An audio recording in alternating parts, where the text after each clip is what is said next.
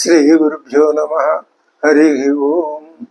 దంతాంచలేన ధరణీతలమున్నమయ్య పాతాళకేళిషు ధృతాదివరాహలీనం ఉల్లాఘనోత్ఫణఫణాధర గీయమాన క్రీడావదానమిభరాజముఖం నమామ.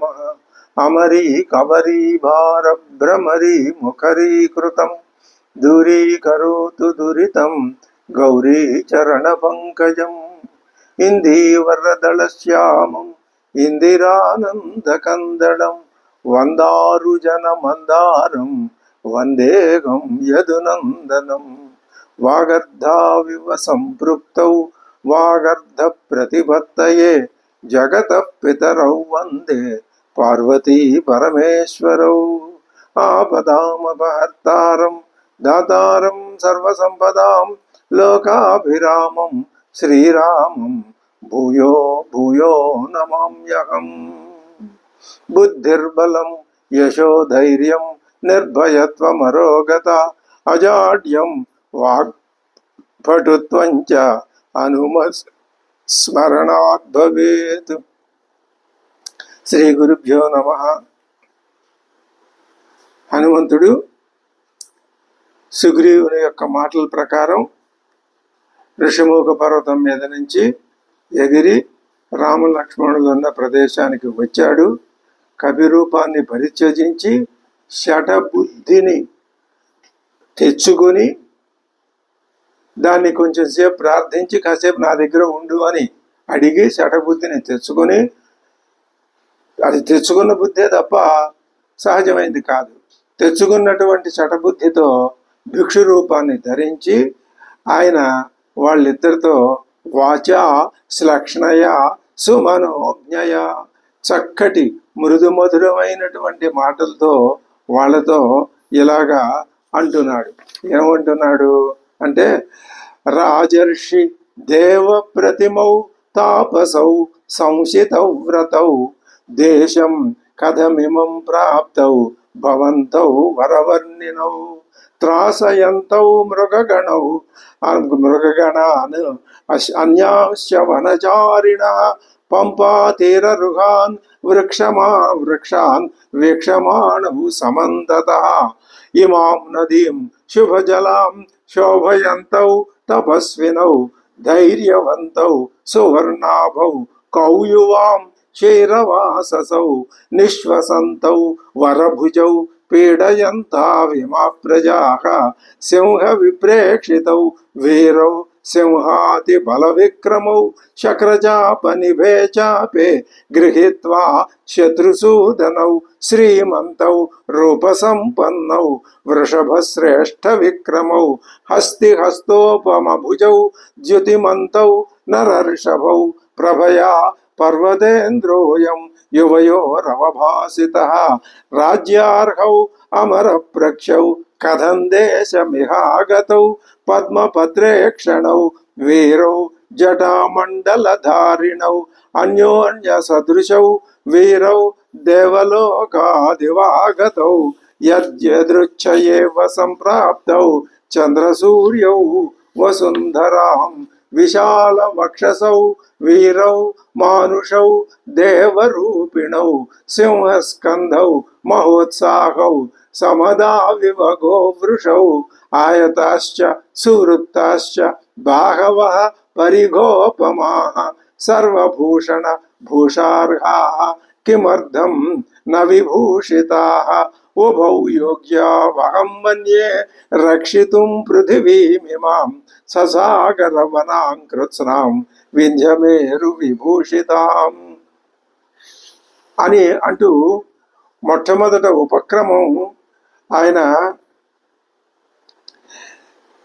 మీరు ఇమం దేశం కథం ప్రాప్తౌ, ఇద్దరు ద్వివచనం, ఇమం దేశం తౌ కథం ప్రాప్తౌ, ఈ దేశానికి మీరు ఏ విధంగా ఇక్కడికి ఈ ప్రదేశానికి ఎలాగ మీరు రాగలిగారు, ఎలాగ వచ్చారు.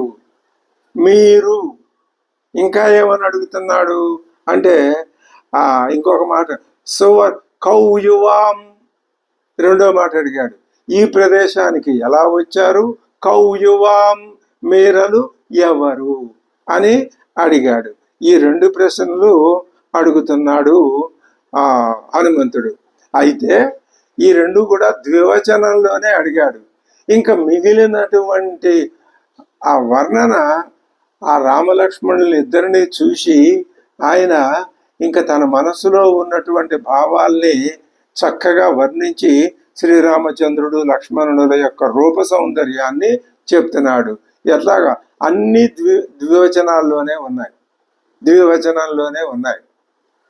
సంస్కృత భాషలో విశేషం ఏమంటే ద్వివచనం ఒకటి ఉంది, అది మిగతా భాషల్లో లేదు. ఒక్కొక్క భాషకి ఒక్కొక్క జీవధర్మం అనేది ఉంటుంది. సంస్కృత భాషకి ఇక్కడ జీవధర్మం ఏమిటి అంటే, ద్వివచనం ఎందుకు ఉండాల్సిన అవసరం ఏర్పడింది అంటే, ద్వివచనమే కాదు బహువచనం కూడా ఉంది. బహువచనం ఇది ప్రపంచం యొక్క సహజమైన ధర్మం, బహుత్వం ప్రపంచం సృష్టి ధర్మం. కానీ ద్వివచనం ప్రత్యేకించి ఎందుకని సంస్కృత భాష మధ్యలో ప్రథమ ఏకవచనానికి బహువచనానికి మధ్యలో ద్వివచనాన్ని ఎందుకు పెట్టింది అంటే, ఆ ద్వివచనం అనేది ద్వివచనము బహువచనము రెండు ఒకటే, కాకపోతే రూపంలో శబ్ద రూపంలో ధాతు రూపంలో తేడా.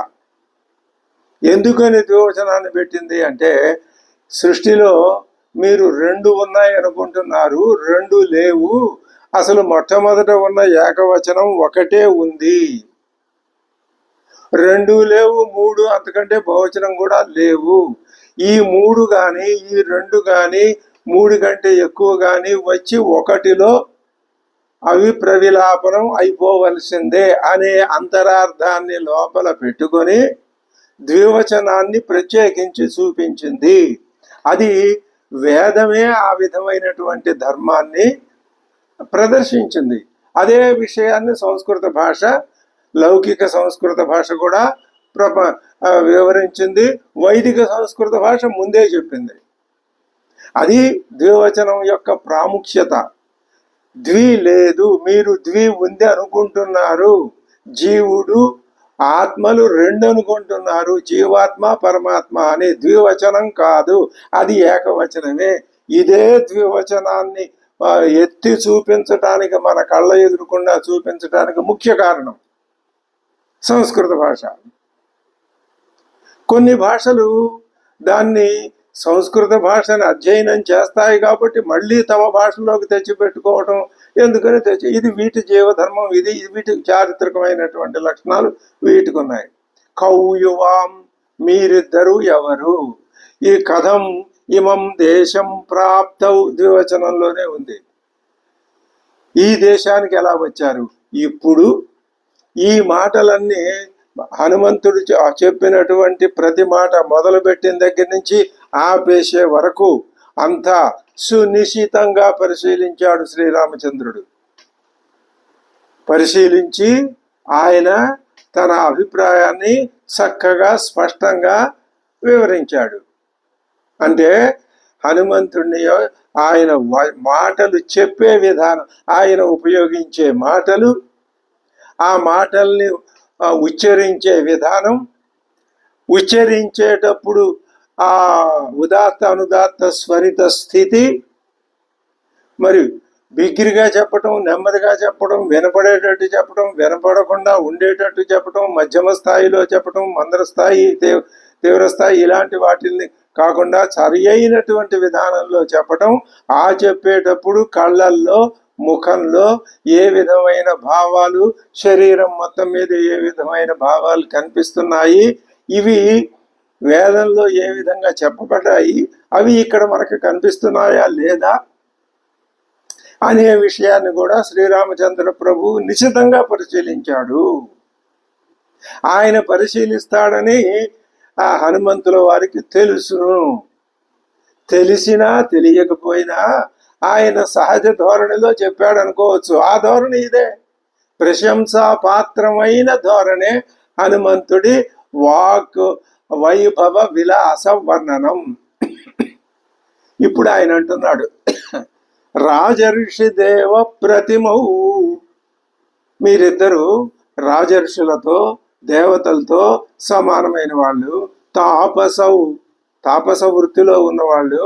సంసితౌ వ్రతౌ, నియమనిష్టలతో కూడినటువంటి జీవితాన్ని గడుపుతూ ఉన్నవాళ్ళు. మరి అలాగే దేశం కథమిమం ప్రాప్తౌ భవ, ఇంకా మిగతావన్నీ మళ్ళీ ద్వితీయాభక్తులే. ఆ క్రియాపదం ఇక్కడ పెట్టేశాడు. ఇది కూడా 10 లకారాల్లో క్రియ కాదు. ఇమం దేశం కథం ప్రాప్తవు, ఇది కూడా మామూలు శబ్దాలతో, నామవాచక శబ్దాలతోనే క్రియార్థాన్ని సూచిస్తున్నాడు. పూర్తి క్రియాపదాన్ని ప్రయోగించలేదు హనుమంతుడు. దేశం కథమిమం ప్రాప్తౌ, ఏ విధంగా ఇక్కడికి వచ్చారు. భవంతౌ వరవర్ణినౌ, మీరు చక్కటి ఈ ప్రకాశిస్తూ ఉన్నటువంటి వాళ్ళు, మీరు ఏ విధంగా ఈ తీరానికి ఇక్కడికి మీ మీ రూపాలు కాంతులేనుతున్నాయి కదా, అటువంటి రూపం గలవాళ్ళు మీరు. ఇంకా త్రాసయంతో మృగగణాను, ఇక్కడ ఉన్నటువంటి మృగాల సమూహాలన్నింటినీ అవన్నీ మీరు వాటిని మీరు భయపెడుతున్నారు. మిమ్మల్ని చూసి అవి భయపడి వెళ్ళిపోతున్నాయి. ఏ మృగాలు అవి? వనచారిణ మృగాను. ఒక్కొక్క సమాసం, చిన్న చిన్న సమాసం ప్రయోగించాడు. ఇప్పుడు పాదం అంతా ఒకే విశేషణం వేశాడు. త్రాసయంతౌ మృగగణాన్యాశ్చ వనచారిణ పంపాతేరరుహాన్ వృక్షాన్ వీక్షమాణౌ సమంతత. మీరు ఇంకా ఏం చేస్తున్నారో చెప్పమంటారా? నేను కనిపెట్టాను. పంపాతీరంలో ఉన్న వృక్షాలని సమంతత వీక్షమాణౌ, చక్కగా పూర్తిగా వాటిని సమగ్రంగా మీరు దర్శిస్తున్నారు. అలాగే ఇమాం నదీం శుభజలాం శోభయంతౌ తపస్వినీం, ఈ పంపా నదిని, ఈ నదియే శుభప్రదమైన నది, ఆ నదిని మీరు శోభయంతౌ, మీ తేజస్సుతే ప్రకాశింపజేస్తున్నారు. పైగా తపస్వినౌ, తపస్వి వేషం ధరించారు. ఇందాక తాపసౌ, ఇప్పుడు తపస్వినౌ. తాపసౌ అంటే తాపస వృత్తిలో ఉన్నారు. తపస్వినౌ, తపస్సుల వేషం ధరించారు. తర్వాత ధైర్యవంతౌ, ధైర్యవంతులుగా కనపడుతున్నారు మీరు. మీలో ఎక్కడా కూడా అధైర్యం అనేది, ధైర్యేతరమైన లక్షణాలు చాలా ఉంటాయి, ఒకటి కాదు. అటువంటి ఆ ధైర్యేతర లక్షణాలు ఏవి మీలో కనపడటం లేదు. తర్వాత సువర్ణాభౌ, బంగారం వంటి మేలిమి బంగారంతో సమానమైనటువంటి దేహఛాయ, సువర్ణ ఛాయతో కూడినటువంటి శరీరం కలవాళ్ళు. ఏమండి, శ్రీరాముడు నీలమేఘశ్యాముడు కదా, మరి ఈయన ఇక్కడ హనుమంతుడు ఏమిటి సువర్ణ ఛాయతో ప్రకాశిస్తున్నాడు అంటున్నాడు అంటే, దాన్ని ఆయన చూడటం ఆ విధంగా తటస్థించింది అని తాత్కాలికంగా ఆ నీలమేఘ శ్యామత్వాన్ని ఈయన సువర్ణత్వంగా భావించినట్టే కనపడింది. కానీ ఇందుకు భిన్నంగా లక్ష్మణుడు మాత్రం చక్కటి వన్నె కలవాడు. అదే రాముడికి కూడా ఆపాదించి ఆ విధంగా చెప్పేసి ఉంటాడని భావించవచ్చు. తర్వాత చీరవాసౌ, నారవస్త్రాలు ధరించారు. కౌయువాం, ఎవరండి మీరు? ఇంకా నిశ్వసంతౌ వరభుజౌ పీడయంతా విమాః ప్రజాః, మీరు ఏం చేస్తున్నారు? సింహ విప్రేక్షితౌ వీరౌ సింహాతి బల విక్రమౌ, సింహం వలె గంభీరంగా చూస్తారు, కనిపిస్తున్నారు. సింహాన్ని మించినటువంటి బలపరాక్రమాలు కలవాళ్ళు మీరు. ఇమాః ప్రజాః పీడయంతౌ, ఈ అడవిలో ఉన్నటువంటి ప్రాణులన్నింటినీ మీ అపూర్వ దర్శనం చేత బెదిరిస్తున్నారు. పైగా నిశ్వసంతౌ, మీరు వన సంచారం చేసి వస్తున్నారు కదా, ఆ వన సంచారం వలన కలిగిన అలసట వలన మీరు నిట్టూరుస్తున్నారు అని అనుకుంటున్నాడు హనుమంతుడు. ఆయనకు పూర్తిగా కారణం తెలియదుగా. ఇక్కడ రాముడి నిట్టూర్పులే ప్రధానంగా కనిపిస్తున్నాయి.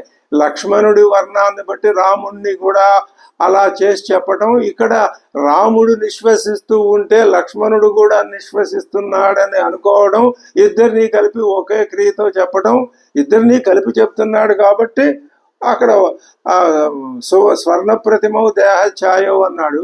ఇక్కడ నిశ్వసంతవు నిట్టూరుస్తున్నారు. వరభుజవు పీడయంతవు మీరు నిట్టూరుస్తూ సుందర బాహు ఎందుకు నిట్టూరుస్తున్నారు? మార్గాయాసం వలన అనుకుంటున్నాడు హనుమంతుడు. మార్గాయాసం వలన కాదు, ఆ బల అతి బల విద్యలు ఉన్నాయిగా వాళ్ళకి. శ్రీరాముడికి సీతా పరిత్యాగం అది ఆయన మాట్లాడుతూ ఉన్నా, ఇక్కడ ఇది ముఖ్యమైన విషయం. శ్రీరామచంద్రుడు ఇతరులతో మాట్లాడుతున్నా, ఏ పని చేస్తూ ఉన్నా, చూడటం, నడవటం, ఇలాంటి పనులు ఏ పని మామూలుగా నిత్యం చేసే పనులు ఏ పనులు చేస్తూ ఉన్నా మనసులో మాత్రం అమ్మవారి యొక్క విరహం అది ఎప్పుడూ స్థిరంగా ఉంటూనే ఉన్నది. ఇది దేన్ని సూచిస్తుంది? ఓ సాధకుడా, నువ్వు లోకంలో భార్యతో, పిల్లలతో, బంధువులతో, ఇతరులతో, స్నేహితులతో అందరితో వ్యవహారం చేస్తున్నావు, చెయ్యి. ఎందుకని? నీకు ఆ ఉపాధి లభించింది కాబట్టి. ఇక్కడ నీవు రాముడు ఆదర్శ పురుషుడు అని ఊరికనే అనటం కాదు. ఆ రాముడు నిరంతరం ఏ విధంగా ఇప్పుడు వియోగ స్థితిలో అమ్మవారిని భావిస్తున్నాడో, రాముడు అమ్మవారిని భావించటము అంటే అర్థం ఏమని చెప్పుకున్నాం? చిత్స్వరూపం సత్స్వరూపం యొక్క ఆ సంబంధాన్ని నిరంతరం కోరటం. ఆ రెండు ఎప్పుడూ ఒకటే. కానీ వియోగం అనేది ఇక్కడ ప్రజల కోసం చూపించటానికి తాత్కాలికంగా ఏర్పడింది అని చెప్పుకున్నాం. ఇదే ఆభాస, ఉట్టిదే. ఆ ఆభాసలోనే ఇది ఒక నాటకం అన్నమాట. మొత్తం అంతా నాటకమే. అమ్మవారిని తలుచుకుని ఆయన నిరంతరం అమ్మవారిని ధ్యానిస్తాడు. దూరంగా తానే పంపించాడు కాబట్టి. అదే విషయాన్ని శ్రీరాముని యొక్క అయనాన్ని, ఆయన మార్గాన్ని అనుసరించే భక్తులు ఈ విషయాన్ని గమనించవలసిన అవసరం ఎంతైనా ఉన్నది.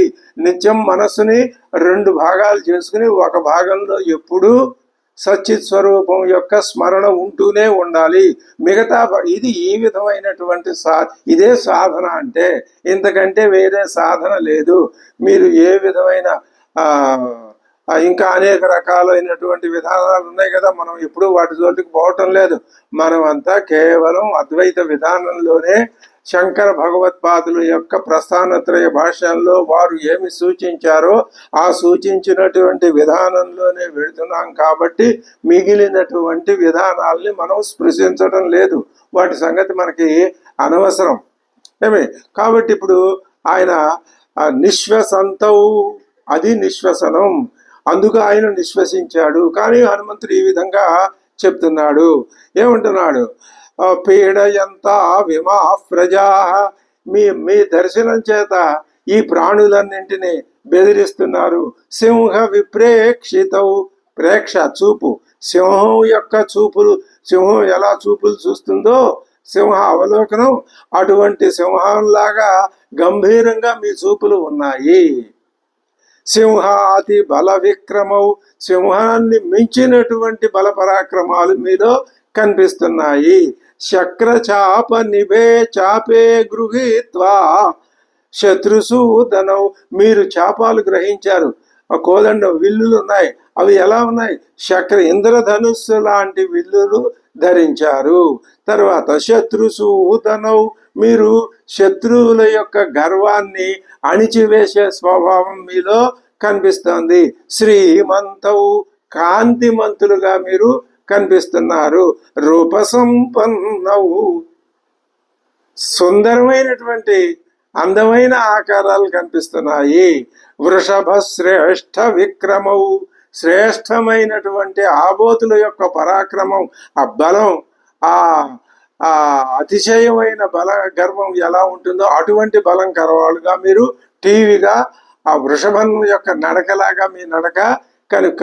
విక్రమవు హస్తోపమ భుజవు, ఏనుగు యొక్క తొండము ఎంత బలిసి లావుగా ఉంటుందో అటువంటి బలిసిన భుజాలు కలవాళ్ళు. హస్తోపమ భుజవు, జ్యుతిమంతవు, శ్రీమంతవు, ద్యుతిమంతౌ కాంతి కలిగిన వాళ్ళు, నరర్షభవు మీరు పురుషులలో శ్రేష్ఠులు. ఇవన్నీ రామలక్ష్మణులకు సంబంధించి ద్వివచనంలో ఉన్నటువంటి విశేషణాలే. ఇక్కడ రెండే రెండు విడి మాటలు వచ్చినాయి. కౌయువాం మీరెవరు, కథం దేశమిమం ప్రాప్తవు అది కూడా ద్వివచనంలోనే ద్వివచనంలోనే అడిగాడు. కథం దేశమిమం ప్రాప్తవు కౌయువాం. ఇంకా ఇంత అద్భుతమైనటువంటి వర్ణన ఎదురుకుండా కళ్ళకి కట్టినట్లు దింపేశాడు హనుమంతుడు.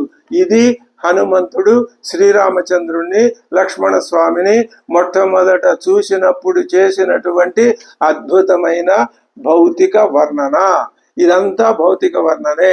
ఇంకా ఆయన స్వామివారి యొక్క ఆంతర గుణాల జోలికి వెళ్ళలేదు. అది వచ్చే అవకాశాలు తర్వాత ఉన్నాయి. క్రమక్రమంగా చెప్తాడే తప్ప అంతా ఒకసారిగా ఉండదు. ఈ విశేషణాలను మరి ఒక్కసారి మనం భావన చేసుకుంటే ఎప్పుడైనా సరే సాధకుడి యొక్క బలహీనత లోపం ఎలా ఉంటుంది అంటే, కేవలం ఇంద్రియాల్ని వెనక్కి మళ్ళించి వాటి గోళాల్లో వెనక్కి మళ్ళించి మనసులో కేవలం ఆ ఆత్మస్వరూపాన్ని భావించడం చాలా కష్టసాధ్యమైన పని. ఎందువల్ల ఇంద్రియాలు ఒక పట్టాన మాట వినవు. అందుకని రెండు రకాల పద్ధతులు చెప్పారు. ఒకటి ముందు బాహ్య సౌందర్యాన్ని అది కూడా పరమాత్మని, నిరాకారుడైన పరమాత్మని సాకారుడుగా భావించుకో. సాకారుడుగానే భావించి అదే నిజమని జీవితాంతం కూర్చోకు. ఈ సాకారత్వాన్ని మళ్ళీ నిరాకారంగా మార్చుకో. ఎందుకండి నిరాకారుణ్ణి సాకారుడుగా మార్చుకోవటం, మళ్ళీ సాకారుణ్ణి నిరాకారుడుగా మార్చుకోవటం? ఇది మీరు చెప్పేది శ్రమతో కూడుకొని ఉన్న పని కదా. అవును, శ్రమతో కూడుకొని ఉన్న పనే. కానీ నీకు అసలు నిరాకార తత్వం అంటే ఏమిటో తెలియదుగా. తెలియకపోవటం కాక పైగా నువ్వు సాకారం అయితేనే నమ్ముతావుగా. అందుకని ముందు నీకేం బోధిస్తాం? సాకారం బోధిస్తాం. దాన్ని బాగా ధ్యానం చేయమంటాం. అంతటితో ఆగిపోవద్దని చెప్తాం. క్రమక్రమంగా సాకారం ఉన్నప్పుడు నిరాకారం ఉండి తీరుతుంది. నిరాకారం ఉన్నప్పుడు సాకారం ఉండాల్సిన అవసరం లేదు. అది ద్వైతానికి అద్వైతానికి ఉన్న భేదం. ద్వైతం ఎప్పుడూ చలామణి కాదు. ద్వైతం అద్వైతానికి దారి తీయాల్సిందే తప్ప బహుళ ద్వైతానికి దారి తీస్తే అదే జవాబు. దేనికైనా అది ఏ ప్రశ్నకి జవాబు? సమస్యని ఇంకా చిక్కుపరిచి ఇంకా సముద్రంలోకి పాతాళంలోకి తొక్కేయటమే జీవుణ్ణి అవుతుంది తప్ప కాదు. ద్వైతం ఏం చేయాలి? ఆ అద్వైతంలోకి తీసుకెళ్ళాలి. సాకారం ఏం చేయాలి? నిరాకారం వైపుకి తీసుకెళ్ళాలి. అందుకని ఎంత ఆలోచనతో మనకి ఉపనిషత్తు వాంగ్మయం అంతా చెప్తున్నది. అందుకనే ఈయన ఏమంటున్నాడు ఇక్కడ, దేశం కథమిమం ప్రాప్తౌ కౌయుమాం అని అంటూ ఇవన్నీ ద్వివచనంలో స్వామి వారి యొక్క వర్ణన. అందుకనే రెండు రకాలు. నువ్వు ముందు పంచేంద్రియాల్ని అన్ని కళ్ళకి వెనకాల కూర్చోబెట్టి ముందు కంటిని పెట్టి మిగిలిన ఇంద్రియాలన్నింటినీ కంటి వెనక క్యూలో నుంచోబెట్టి కన్ను చెప్పినట్టు మిగతావన్నీ చేయమని మిగతా వాటికి శిక్షణ ఇచ్చి ఆ కంటితో స్వామివారి విగ్రహాన్ని నిరంతరం భావన చేయి. అలా భావన చేయటం కొంతకాలం అలవాటు అవుతే దాని స్థానంలో నీకు నిరాకారం అదే కనిపిస్తుంది. ఇది సాధనా మార్గం. అదే చెప్తున్నాడు. అందుకనే ఈ మాటలను మరొకసారి మనం ఏంటంటే అక్కడ ఉన్నటువంటి శ్లోకం యొక్క పవిత్రత్వాన్ని బట్టి ఒకటికి రెండు సార్లు చెప్పుకుంటాం. మనకు కావాల్సింది సాధనే తప్ప కథ కాదు కదా. కథ ఎవరికి తెలియదు? రామాయణం కథ అందరికీ తెలుసును. ఇప్పుడు 10వ తరగతి చదువుకునే విద్యార్థికి కూడా తెలుసును. మనం ఒక ప్రత్యేకమైన దృక్పథంతో పెడుతున్నాం కాబట్టి మళ్ళీ ఒకసారి హనుమత్ ప్రోక్తమైన శ్రీరామ లక్ష్మణుల యొక్క వర్ణనని మరొకసారి నోరారా చెప్పుకుందాం. రాజర్షి దేవ ప్రతిమౌ తాపసౌ సంసితౌ వ్రతౌ ప్రాప్తౌ భవంతౌ వరవర్ణినౌ త్రాసయంతౌ మృగగణాన్ అన్యాస్య వనచారిణ పంపాతీరరుగాన్ వృక్షాన్ వీక్షమాణౌ సమంతతః ఇమాం నదీం శుభజలాం శోభయంతౌ తపస్వినౌ. మీరు వృక్షాలు చూస్తున్నారు, మీరు తెలియకుండానే ఈ పంపా నదిని మీ యొక్క శోభతో దాన్ని సముజ్వలపరుస్తున్నారు. ఇది అద్భుతమైన భావన. పంపా నది సహజమైన నది. ఎందుకని? ఋషిముఖ పర్వతం పక్కన ఉంది. ఋషిముఖ పర్వతం మీదకి శ్రీరామచంద్రుడు రావలసి ఉన్నది. హనుమంతుడు అప్పటికే అక్కడ ఉన్నాడు. హనుమంతుడు లాంటి మహానుభావుడు ఉండటం వలన పంపా నది ప్రకాశిస్తుంది. ఆ మాట హనుమంతుడు ఎందుకు చెప్తాడు? మనం అనుకుంటాం. హనుమంతుడు ఏమంటున్నాడు? స్వామి రామ అని ఒక్క మాట, లక్ష్మణ అని కూడా అనలా. తర్వాత అంటాడు, మీరు ఈ పంపా నదిని మీ తేజస్సు చేత అద్భుతంగా వెలుగొందజేస్తున్నారే. ఇమాం నదీం శుభజలాం శోభయంతౌ. ఇంకా ఏం చేస్తున్నారు? తపస్వినౌ ధైర్యవంతౌ సువర్ణాభౌ చిరవాససౌ నిశ్వసంతౌ వరభుజౌ పీడయంతా విమాః ప్రజాః సింహ విప్రేక్షితౌ వీరౌ సింహాతి బల విక్రమౌ శక్రచాప నిభే చాపే గృహీత్వా శత్రుసూదనౌ. ఇద్దరు కాబట్టి రెండు చాపాలు. ఆ చాపాలు కూడా ద్వివచనంలోనే. శ్రీమంతౌ రూప సంపన్నౌ వృషభ శ్రేష్ఠ విక్రమౌ హస్తి హస్తోపమభుజౌ ద్యుతిమంతౌ నరర్షభౌ ప్రభయా పర్వతేంద్రోయం యువయోరవభాసితః.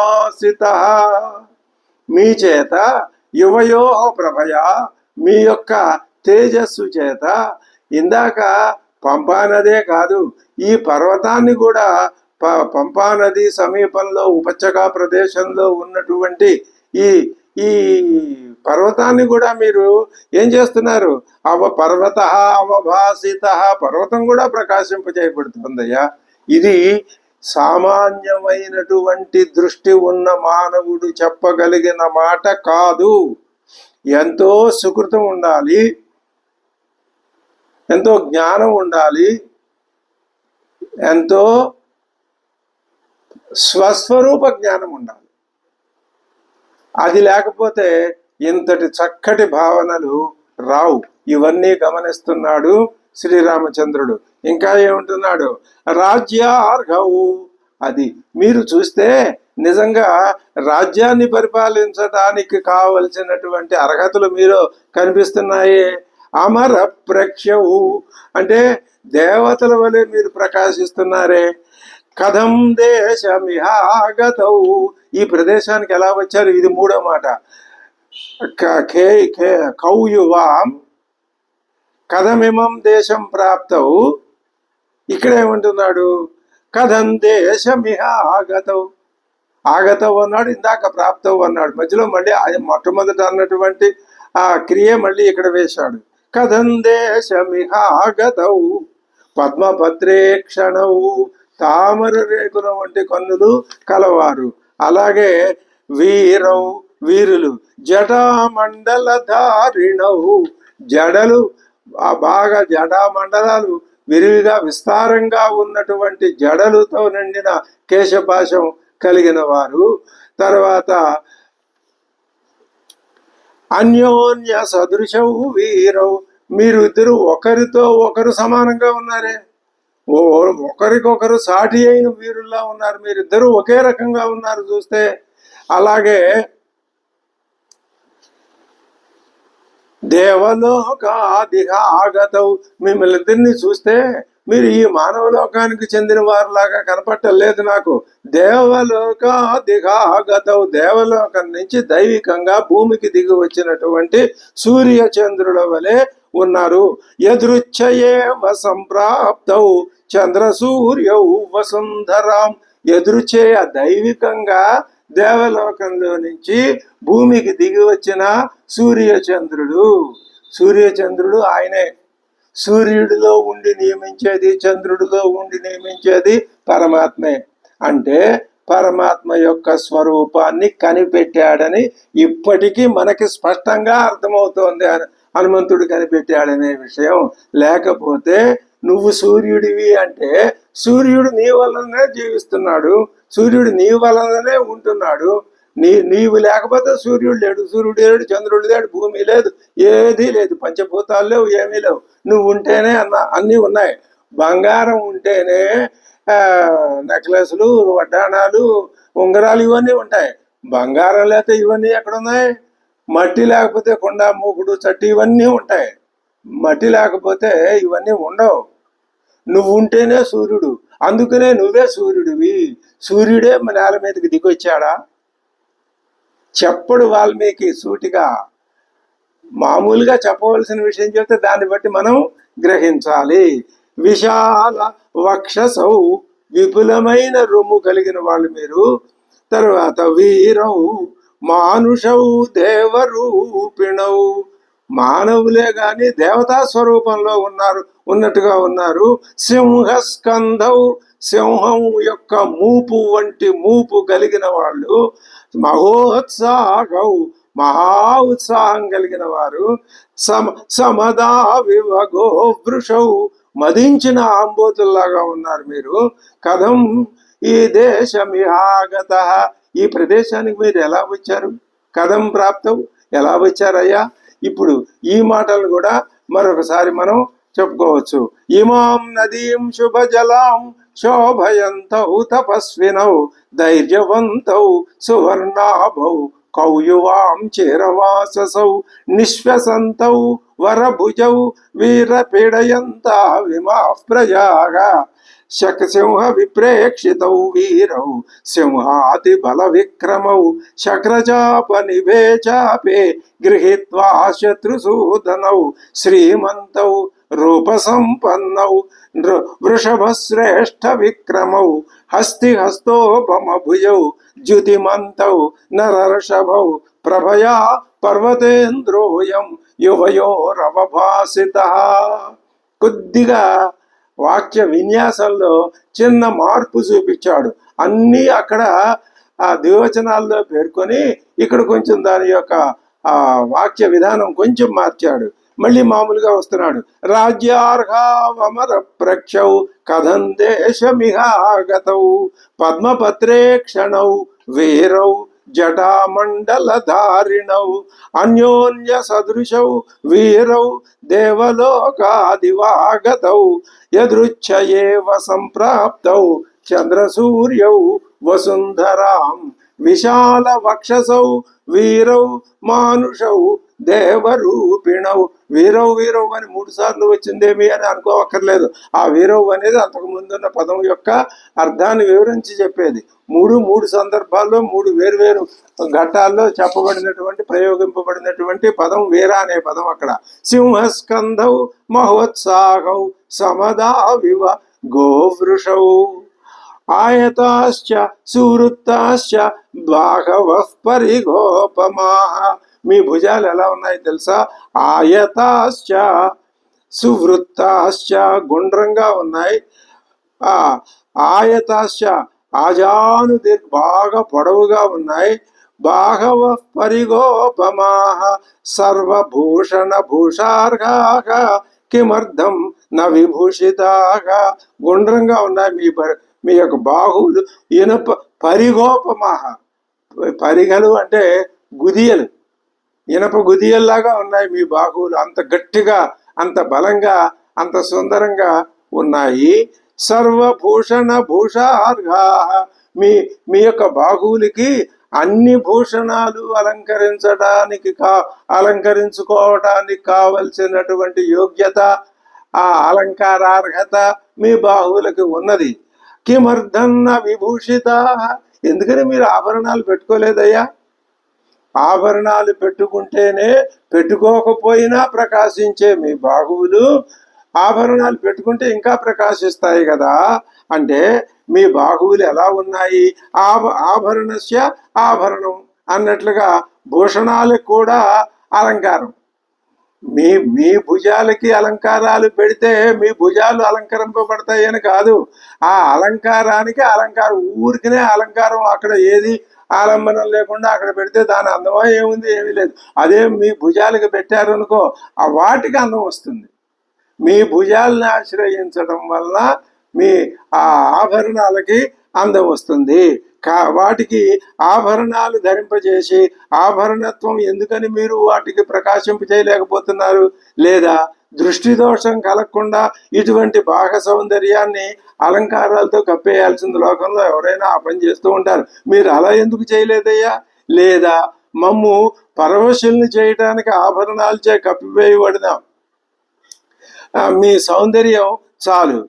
అలాంటప్పుడు నిరావరణ సౌందర్యం అధికంగా కాగలదు. లేదా రాజకుమారులు క్షణమాత్రం తాంబూలం స్వీకరింపంచో అది వాడిపోయినట్లు క్షణమాత్రం ఎడబాసినా మీ ఆభరణాలు నిలవలేవు. అవి ఎందుకని మీరు వేరుగా ఉంచేశారు మీ ఆభరణాల్ని అని ఇట్లా భావాల్ని, అనేక భావాల్ని మహావ్యాఖ్యాతలు వెలువరించారు. అది సరే. ఉభౌ యోగ్యౌ, ఇద్దరూ కూడా యోగ్యులు అంటే యోగ్యత కలవారు. దేనికి? మన్యే రక్షితుం పృథివీమిమాం ఉభౌ యోగ్యౌ. ఈ ఎటువంటి పృథివీమిమాం? ససాగరవనాం కృష్ణాం వింధ్యమేరు విభూషితాం.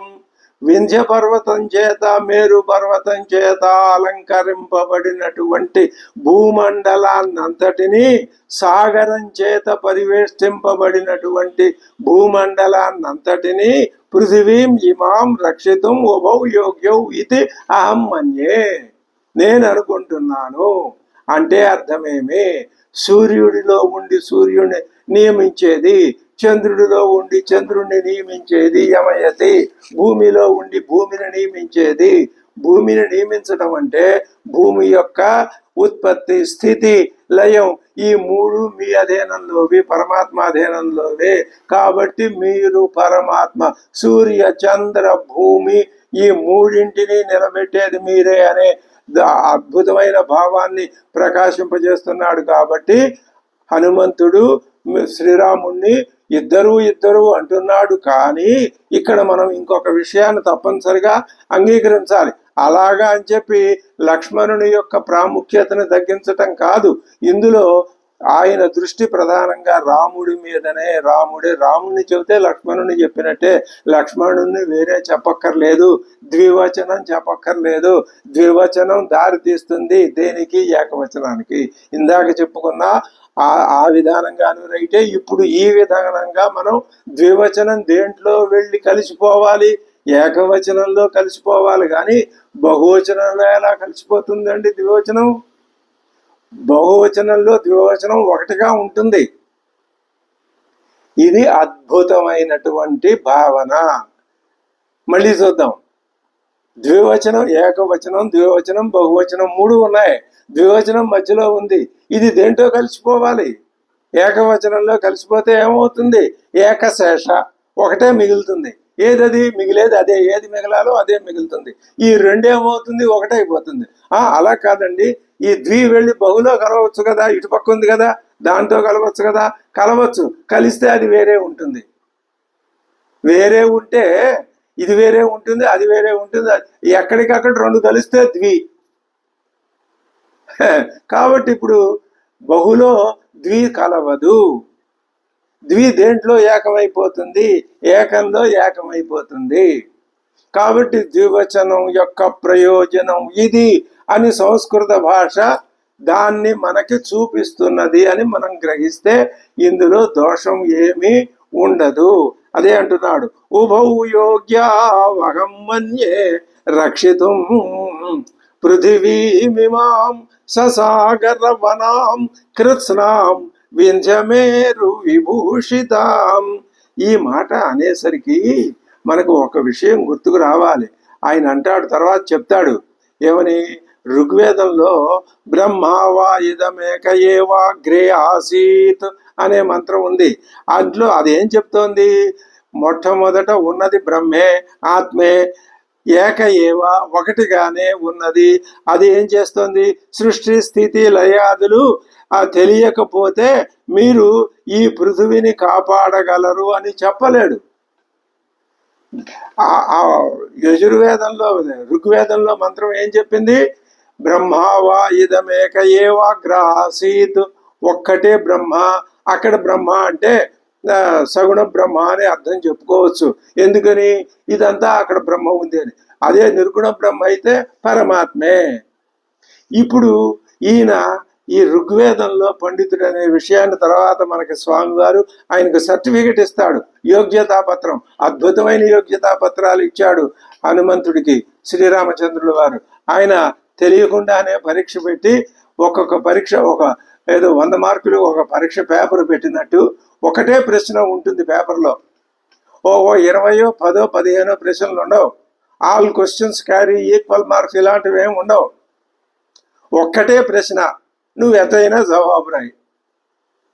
నువ్వు ఒకటే జవాబు చెప్పావనుకో, పడితే 100 మార్కులు పడతాయి, లేకపోతే ఏది పడవు. అలా ఉండొచ్చు. అది రాముడు పెట్టిన పరీక్ష.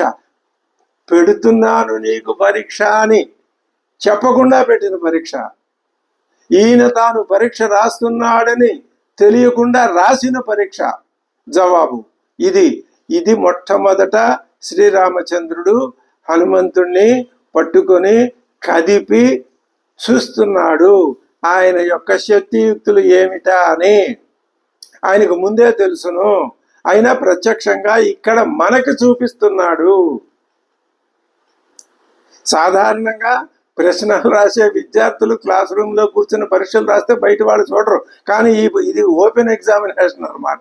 అలా జరుగుతోంది. సరే, ఉభౌ యోగ్యావహం. కాబట్టి ఈ మాట ఎవరు చెప్పగలరు? ఉభౌ యోగ్యావహం మన్యే రక్షితుం పృథివీమిమాం ససాగరవనాం కృత్స్నాం వింధ్యమేరు విభూషితాం. అలాగే పైన ఏమన్నాడు? విశాల వక్షసౌ వీరౌ మానుషౌ దేవరూపిణౌ సింహస్కంధౌ మహోత్సాహౌ సమదావివ గోవృషౌ. అదే అంటున్నాడు, మీరు మానుషౌ దేవరూపిణౌ, దేవతలు మానుష రూపంలో వచ్చారు, పరమాత్మే మానవుడిగా అవతరించాడు. అజాయమానో బహుధా విజాయతే. ఇది యజుర్వేదంలో మంత్రం అట. పెద్దలు చెప్పారు ఇవన్నీ అర్థాలు. అజాయమాను బహుధా విజ. ఆయనకు అసలు పుట్టుకే లేదు. ఆకారం లేని వాడికి పుట్టుక ఏముంటుంది? పుట్టుక ఉన్నవాడికి ఆకారం ఉంటుంది. ఆకారం ఉంటే నిరాకారం ఉండాలి. ఆకారం ఉంటే అది పరిమితం అవుతుంది. ఆకాశానికి ఆకారం ఏది? అది అపరిమితం. ఆకారం పరిమితం. పైగా ఒక కాలంలో ఉంటే ఇంకొక కాలంలో ఉండదు. అన్ని రకాల చిక్కులు ఈ పరిమితత్వానికి ఆకారానికి ఉన్నాయి. అజాయమానో బహుధా విజాయతే. అసలు జన్మ అనేది లేనివాడు అనేక రకాలుగా పుడుతున్నాడు. ఇది యజుర్వేదంలో మాట. అంటే శ్రీరామచంద్రుని యొక్క శ్రీ మహావిష్ణువు శ్రీరామచంద్రుడుగా అవతరించినటువంటి ఆ అవతార రహస్యం తెలిసింది హనుమంతుడికి అని ఈ మాట వల్ల మనకి అర్థం అవుతున్నది. ఏమంటున్నాడు? విశాల వక్షసౌ వీరౌ మానుషౌ దేవరూపిణౌ సింహస్కంధౌ మహోత్సాహౌ సమదావివ గోవృషౌ. అలాగే ఇంతకు ముందేమన్నాడు? రాజ్యార్హ అమర ప్రఖ్యౌ కథం దేశమిహాగతౌ పద్మపత్రేక్షణౌ వీరౌ జటామండల దారిణౌ. పద్మపత్రేక్షణౌ అనే ఒక మాట ఉపయోగించాడు మొట్టమొదట హనుమంతుడు. పద్మపత్రాలు లాంటి కన్నులు గలవారయ్యా మీరు అంటే సామవేదంలో చాందోగ్యంలో యథా కప్యాసం పుండరీకమే వమక్షిణి అనే ఒక మంత్రం వర్ణం ఉన్నది. యథా అంటే ఈ మంత్రార్థం తెలియకపోతే పద్మపత్రేక్షణౌ అనేటటువంటి ఆలోచన భావన రాదు.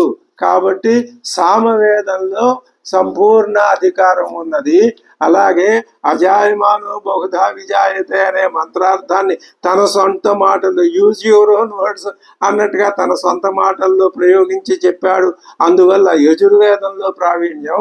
అలాగే ఉభౌ యోగ్య వహం మన్యే రక్షితుం పృథివీమిమాం అని చెప్పటం వలన ఋగ్వేదంలో ప్రావీణ్యం. ఈ 3 వేదాల్లోనూ అధర్వణ వేదానికి ఇలాంటి స్థితి లేదు, అక్కర్లేదు అన్నారు. ఈ త్రయి, ఈ 3 ఉంటే చాలును అన్నారు. ఈ 3 శ్లోకాలు మరొకసారి మనం భావన చెయ్యాలి, ఎందుకంటే ఇది వేదం.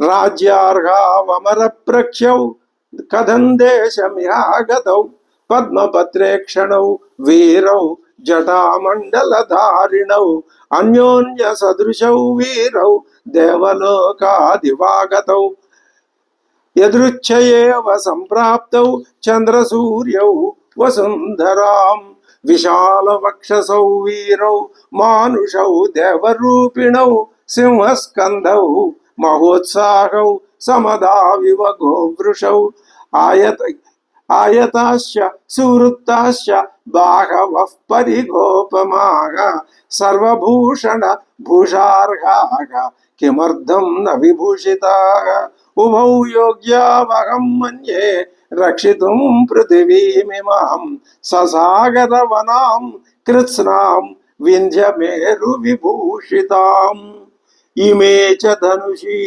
చిత్రే శ్లక్ష్ణే చిత్రానులేపనే ప్రకాశేతే యథేంద్రస్య వజ్రే హేమ విభూషితే. ఇది చిత్రములు, ఆశ్చర్యకరాలు, శ్లక్షణములు, వింతగొలిపేటటువంటి పైపూత కలిగినవి.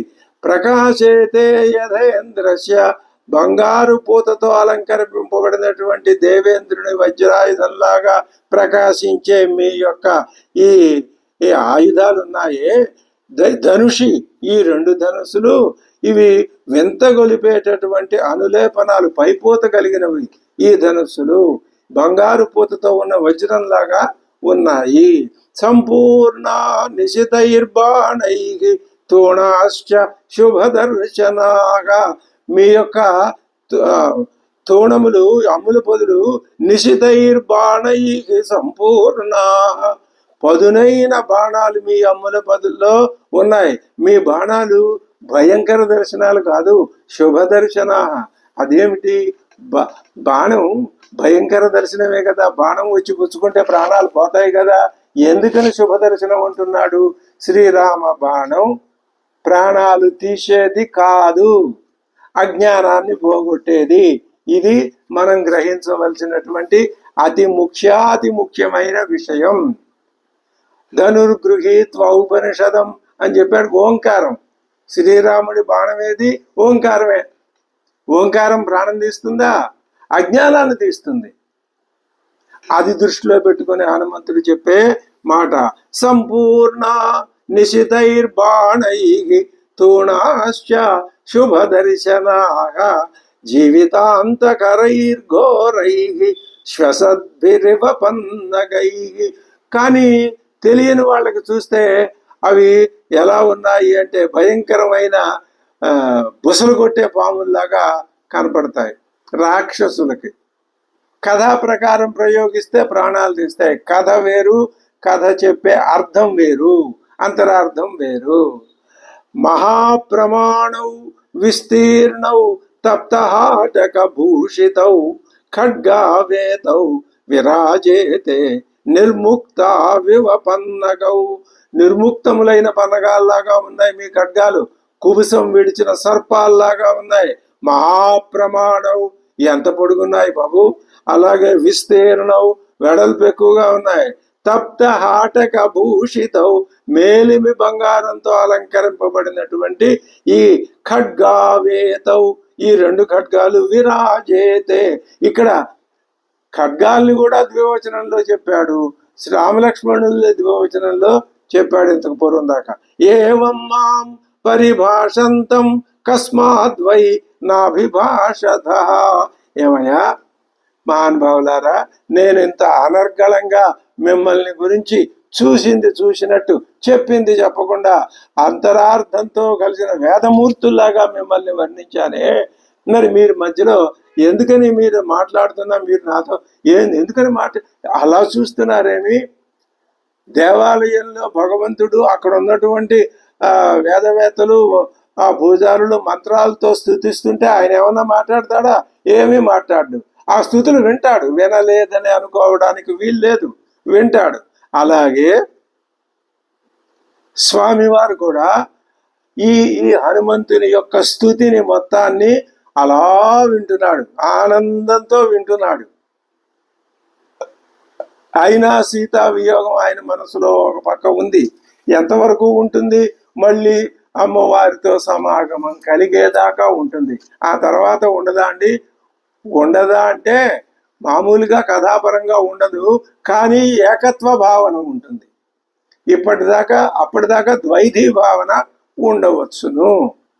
ఈ ద్వి అనేది ఏకం కావడం అని దాని గురించి ఇందాక మనం సంస్కృత భాష యొక్క ద్వివచనం యొక్క ప్రాముఖ్యాన్ని మనకు తోచినట్లు మనం చెప్పుకున్నాం కదా. అందులో దోషమే ఉంటుంది. మహాప్రమాణౌ విస్తీర్ణౌ తప్తహాటక భూషితౌ ఖడ్గావేతౌ విరాజేతే నిర్ముక్తా వివపన్నగౌ ఏవం మాం పరిభాషంతం కస్మాద్వై నాభిభాషతః. ఎందుకని ఇక్కడ ద్వివచన క్రియ, సంపూర్ణ క్రియ ప్రయోగించాడు.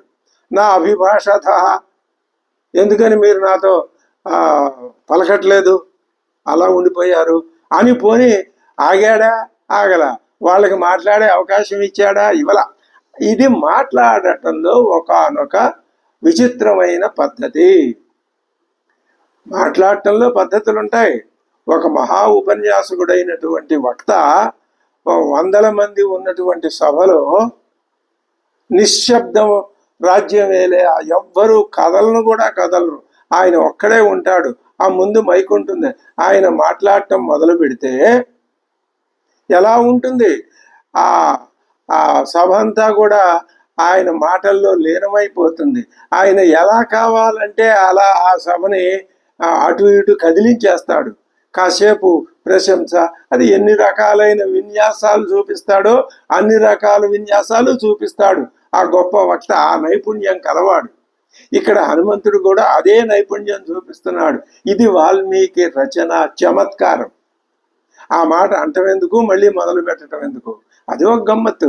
ఏమంటున్నాడు అని ఆపేసి మళ్ళీ ఇక్కడ వారి ప్రశంసని ఆపి ఇది ఔచిత్యం. సుగ్రీవో నామ ధర్మాత్మ. నువ్వెందుకు వచ్చావయ్యా? మమ్మల్ని వర్ణించడానికి వచ్చావా? మేము అద్దంలో చూసుకుంటే మా సంగతి మాకు తెలియదా ఏమిటి? నువ్వు వర్ణించి చెప్పాలా మాకు అంటారేమో. కాదు, నేను వచ్చింది మిమ్మల్ని వర్ణించడానికి కాదు, కానీ వర్ణించడానికి అని కాకపోయినా మిమ్మల్ని చూడంగానే వర్ణించలేకుండా ఉండలేకపోయాను. అది హనుమంతుడి యొక్క గొప్పతనం. అసలు ఇప్పుడు నా బుట్టలో ఏముందో నేను బయటపడతాను, వినండి. సుగ్రీవో నామ ధర్మాత్మ. సుగ్రీవుడు ధర్మాత్ముడు. కశ్చిద్వానరయూధప. ఒకనొక వానర యూథపుడు, వానర గణ అధిపతి. వీర, ఆయన వీరుడు. వినికృతో భ్రాత్ర, అన్నయ్య అయినటువంటి వాలి చేత వినికృత, వంచితుడయ్యి, జగద్భ్రమతి దుఃఖిత, దుఃఖితుడై ఈ భూమి మీద తిరుగుతున్నాడు. చక్కగా సుగ్రీవుణ్ణి గురించినటువంటి విషయాల్ని అన్ని సమగ్రంగా స్పష్టంగా ఒక ముక్కలో చెప్పేశాడు. సుగ్రీవో నామ ధర్మాత్మ కశ్చిద్ వానరయూథప వీర నికృతో భ్రాత్ర జగత్ భ్రమతి దుఃఖిత ప్రాప్తోహం ప్రేషితస్తేన అహం తవ సకాశాత్ ప్రాప్త. మీ దగ్గరకి తవ సముఖాత్ ప్రాప్త, మీ ముందుకు నేను వచ్చాను. ఎందుగా? ప్రేషితస్తేన సుగ్రీవేణ మహాత్మన. ఆ మహాత్ముడైనటువంటి సుగ్రీవుడు నన్ను పంపటం వలన నేను తమరి దగ్గరికి వచ్చాను. రాజ్ఞ వానర ముఖ్యానం. నువ్వు వచ్చావు, బాగుందయ్యా. మీ రాజుగారి పేరు చెప్పావు, నువ్వెవరు, నీ పేరేమిటి అది చెప్పకుండా ఇలా ఇది 3వ అంశం. మొట్టమొదటి అంశం శ్రీరామ లక్ష్మణ విగ్రహ వర్ణన, రెండవ అంశం సుగ్రీవ పరిచయం, మూడవ అంశం నామ్న హనుమాన్ నామ వానరోహం. నేను ఆ వానర ముఖ్యాన రాజా వానర ముఖ్యాన హనుమాన్ నామ వానర అహం. నా పేరు అంటారా ఒక్క ముక్కలో తేల్చేశాడు. అది నిగర్విత్వం, గర్వం లేకపోవటం, అహంకార రహితుడు. కేవలం ఎంత చెప్పాలో అంతే చెప్పాడు. సుగ్రీవుని గురించి ఎటువంటి ప్రభుభక్తి, రాజభక్తి. మరి ఇప్పుడు ఇక నుంచి శ్రీరామ భక్తి, ఆ ఆంజనేయుడు శ్రీరామ భక్తి ఎలా ఉంటుందో మనం నిత్యం రుచి చూస్తూనే ఉంటాం.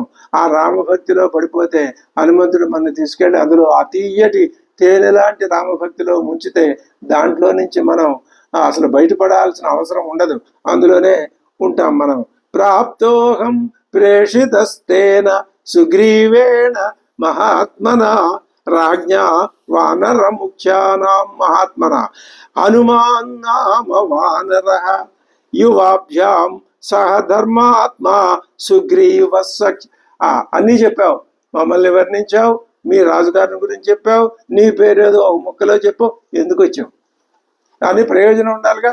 ఎంత చక్కగా స్పష్టంగా తడుముకోకుండా ఏది ఎన్ని మాటల్లో చెప్పాలో. ఈ అద్భుతం. ఇప్పుడు రాముడు లక్ష్మణుని అన్ని మాటల్లో వర్ణించాలా? అవును, వర్ణించే తీరాలి. అందులో రెండు, తీర్థం స్వార్థం రెండు ఉన్నాయి హనుమంతుడికి. తీర్థం ఏమిటి? వర్ణించి పుణ్యం కట్టుకున్నాడు. స్వార్థం ఏమిటి? ఎదట వాళ్ళని పొగడితే ప్రశంసిస్తే లొంగని వాళ్ళు ఎవరు ఉండరు.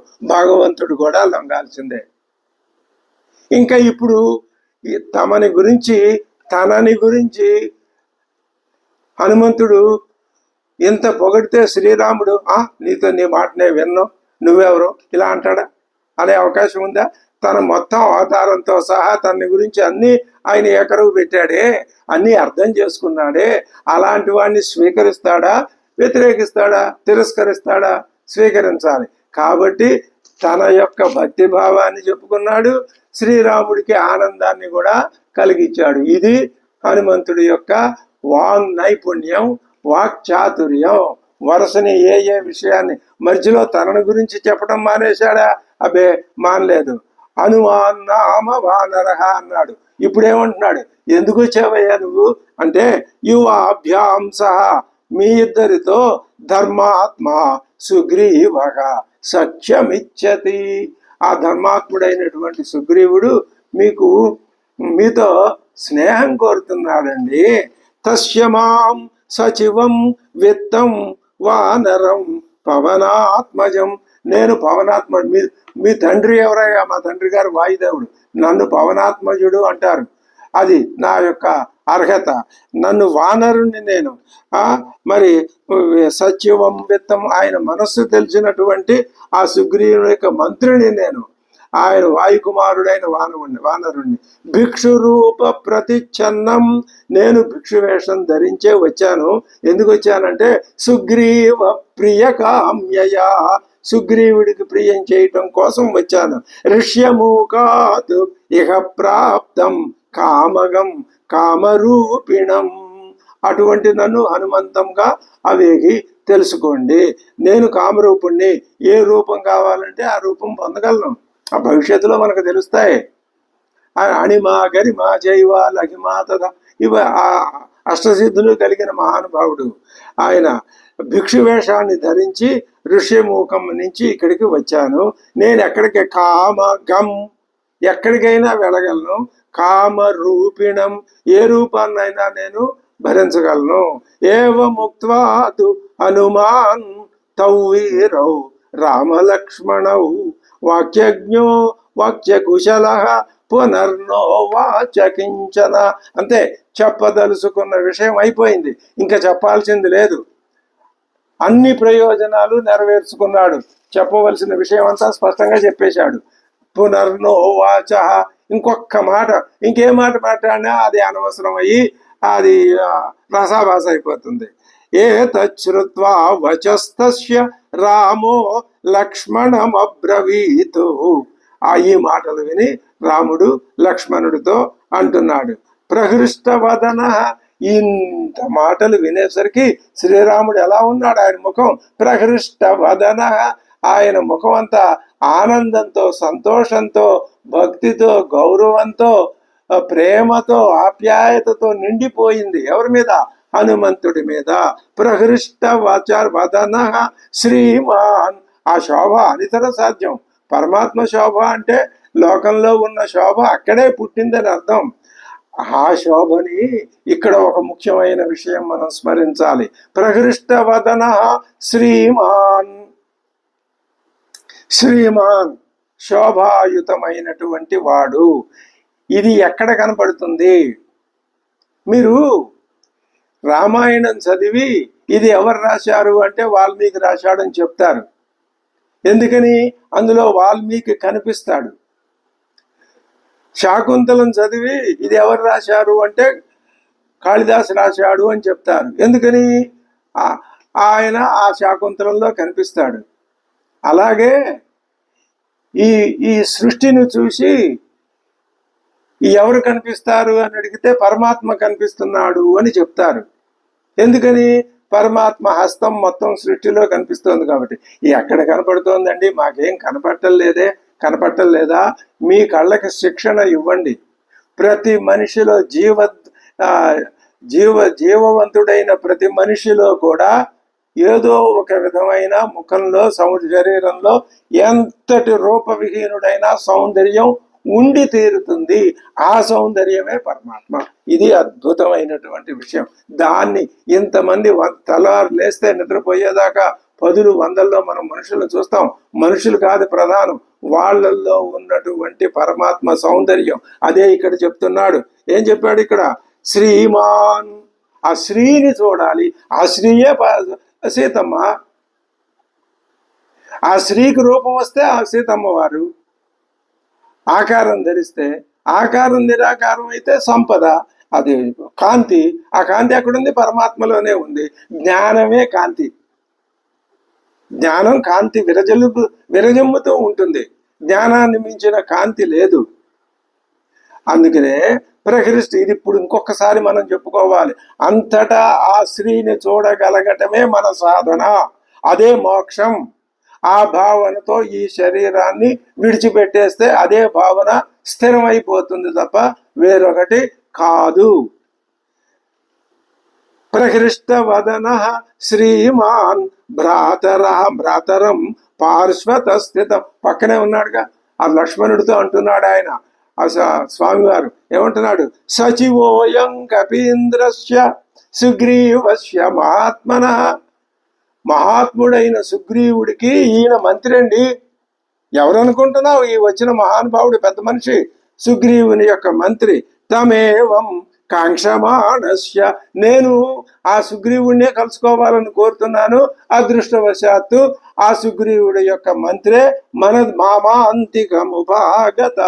నా దగ్గరికి ఆయన వచ్చాడు. తమభ్యభాష సౌమిత్రే సుగ్రీవ వచనం సచివం కపిం వాక్యజ్ఞం మధురైర్వాక్యై స్నేహయుక్తం అరిందమ. నువ్వు ఆ సుగ్రీవుడి యొక్క మంత్రితో మాట్లాడు లక్ష్మణ అంటూ, ఇందాక మీరు నాతో ఎందుకని మాట్లాడటం లేదు అని అన్న హనుమంతుడు తర్వాత మళ్ళీ కొన్ని వాక్యాలు చెప్పినట్టు, లక్ష్మణ మన గురించి చెప్పు ఈ హనుమంతుడి, ఈ సుగ్రీవుడి యొక్క సచివుడితో అని అంటూ ఈయన ఆయన గురించి, హనుమంతుడిని గురించి చెప్తున్నాడు. అద్భుతమైనటువంటి విషయాలు.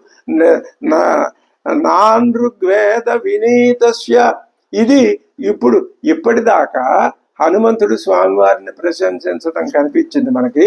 ఇప్పుడు స్వామివారు హనుమంతుడిని అంటే